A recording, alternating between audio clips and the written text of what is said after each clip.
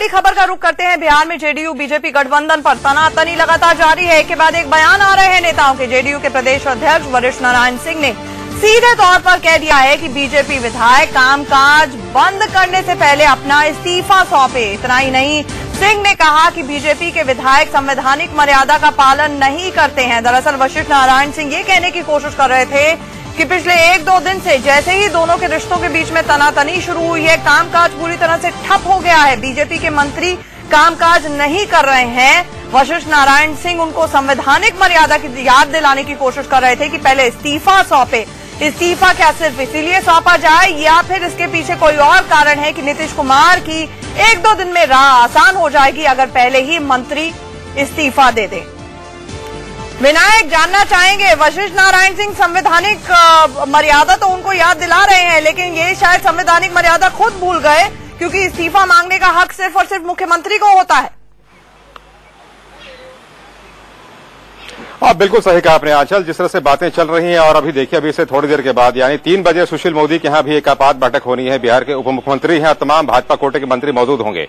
जिस तरह से भाजपा का स्टैंड रहा, भाजपा ये कहती रही कि पहले यह शुरुआत की जाए जदयू की तरफ से। अगर जदयू उन्हें यह कह दे कि आप कैबिनेट को छोड़ दें तो भाजपा के मंत्री छोड़ देंगे। वेट एंड वॉच की हालत जब भाजपा की तरफ से आई तो पलटवार में नीतीश कुमार ने भी एक नया पैतरा बदला। नीतीश कुमार ने चिट्ठी जारी कर दी और सभी मंत्रियों को यह कह दिया कि वो जनता दरबार में जरूर आ जाएं। तो कुल मिलाकर के पहले आप की बात शुरू हो गई है। लेकिन वशिष्ठ नारायण सिंह ये कह रहे हैं और ये बात भी सही है, हालांकि ये बात मुख्यमंत्री को कहना चाहिए क्योंकि जो भी कॉन्स्टिट्यूशनल प्रेरोगेटिव्स है वो मुख्यमंत्री के पास है। ऐसे दशा में मुख्यमंत्री आज राज्यपाल से मिल सकते हैं जैसी संभावना है और मिल करके जब सभी 11 मंत्री हैं भाजपा कोटे के, उनके विड्रॉल की सिफारिश करें।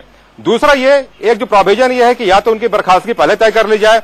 लेकिन जो बातें सामने आ रही हैं वो बातें यही हैं कि भाजपा के मंत्री दफ्तर नहीं आते और एक मंत्री प्रेम कुमार हैं, वो अर्बन डेवलपमेंट मिनिस्टर हैं, गया से आते हैं। उन्होंने तो यहां तक आरोप लगा दिया कि गया नगर निगम के अधिकारी उनकी बात नहीं मानते।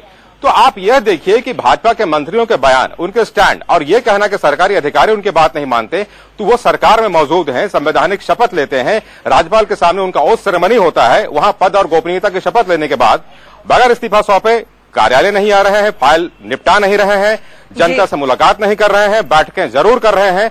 तो इसको लेकर के वशिष्ठ नारायण का बयान आया।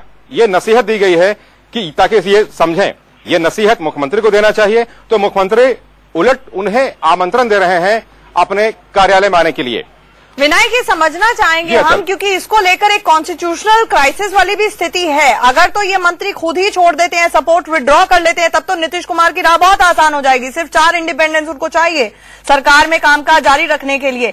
लेकिन अगर ये इस्तीफा नहीं देते हैं तो इनके लिए जीना दुश्वार यहां पर किया जा रहा है, उनके कामकाज पर सवाल उठा के, ताकि ये खुद ही इस्तीफा दे दे, राह से हट जाए तो नीतीश कुमार के लिए आसानी हो जाए और पहले आप जिस तरह आप बोल रहे हैं उससे भी बचा जा सकता है, बुरे बने बिना। अच्छा, एक सवाल यह जरूर है, क्योंकि मुख्यमंत्री कैबिनेट के चीफ होते हैं और इस हालत में अगर 11 कैबिनेट मंत्री वो अपने सरकारी दफ्तर में ना आए, उनके फाइल वहीं धूल फाकते रहें, तो इस पर एक सवाल जरूर खड़े हो रहे हैं। लेकिन जिस तरह से अभी जो बातें आई थी भाजपा की तरफ से और भाजपा के मंत्रियों ने कल भी एक बहुत खास बैठक की थी, उसमें तमाम बातें सामने आई थी कि वो आखिर चाहते क्या है। तो उन्होंने एक स्वर में एक ही बातें कही उन लोगों ने कि भाई पहले हम इनको देख लें, पहले हम वेट एंड वॉच की स्थिति में आते हैं।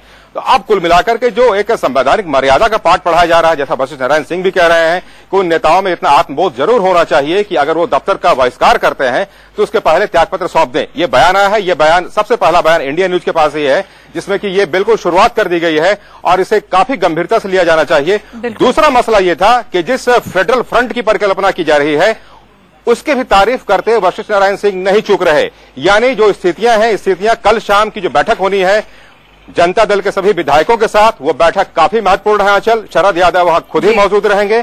कुछ न कुछ कठोर निर्णय जिसे कॉन्क्रीट डिसीजन कहते हैं, इसमें बहुत कम घंटे रह गए। यानी कि पूरी तरह से जंग की स्थिति हो गई है। औपचारिक ऐलान बाद में होगा, मुख्यमंत्री नीतीश कुमार बाद में इस्तीफा मांगेंगे। बहरहाल जेडीयू के एक वरिष्ठ नेता ने तो इस्तीफा मांग ही लिया है इन तमाम मंत्रियों का। तो बीजेपी के लिए यहाँ पर खतरे की घंटी भी है। अब वो बचना चाहेगी इस तमाम एम्बेरसमेंट से, खुद ही सपोर्ट विड्रॉ करना चाहेगी। विनायक,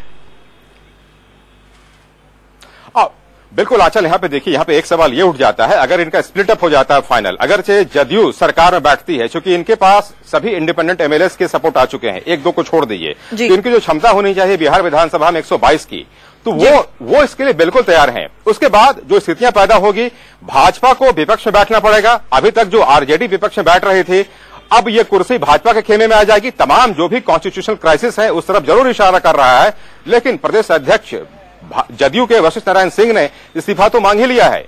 अब जिस तरह से दावत दिया गया है मुख्यमंत्री नीतीश कुमार के द्वारा, उस दावत को भाजपा के मंत्री स्वीकार करते हैं या खारिज करते हैं, महज 40 से 45 मिनट का वक्त है आंचल, जब सुशील मोदी के यहाँ तमाम भाजपा के मंत्री मौजूद होंगे और वहां पे उनके इस आमंत्रण पे मुहर लगेगी। जी जी जी, हमारे साथ जुड़ने के लिए विनायक आपका बहुत बहुत शुक्रिया।